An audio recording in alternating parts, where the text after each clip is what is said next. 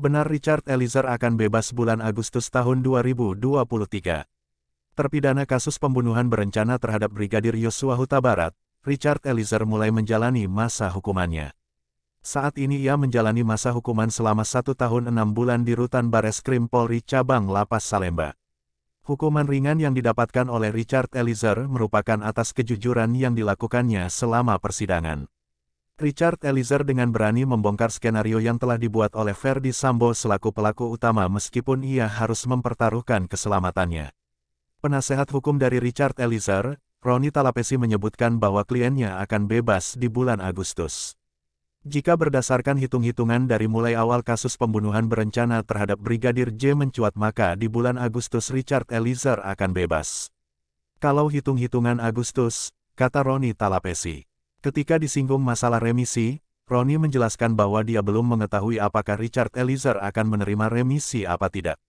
Roni mengatakan bahwa sebelum mendapatkan remisi, selama menjalani masa menjadi warga binaan, perlakuan Richard Eliezer akan dilihat dan akan dievaluasi.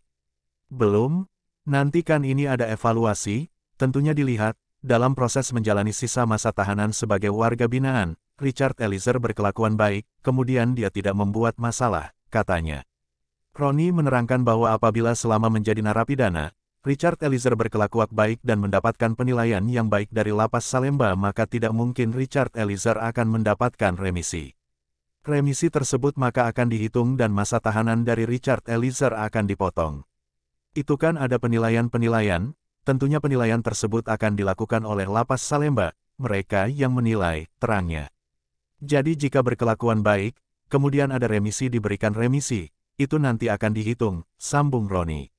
Edwin menuturkan pada hukuman penjara atau bui terdapat 3 jenis remisi. Pertama adalah remisi biasa atau reguler yang bisa diterima oleh siapa saja, kecuali terpidana mati dan penjara seumur hidup. Selanjutnya, remisi khusus diberikan pada saat hari-hari besar nasional dan keagamaan seperti remisi Natal, Idul Fitri dan Hari Kemerdekaan. Ketiga ada remisi tambahan, khusus itu mungkin di hari raya, tanggal 17 Agustus keagamaan, kemudian ada remisi tambahan ini yang satu hal yang spesial bisa diperoleh oleh justice kolaborator, tutur Edwin. Maka dari itu, Edwin meyakini bahwa hukuman 18 bulan Richard Eliezer masih dapat terkikis oleh sejumlah remisi yang diberlakukan pada setiap tahanan pidana di Indonesia. Pasalnya, Richard sendiri telah menjalani masa tahanan di rumah tahanan Rutan Bareskrim Polri sejak bulan Agustus tahun 2022 lalu. LPSK juga memastikan akan mengirimkan rekomendasi remisi untuk Richard Eliezer sebagai justice kolaborator kepada Menteri Hukum dan Hak Asasi Manusia.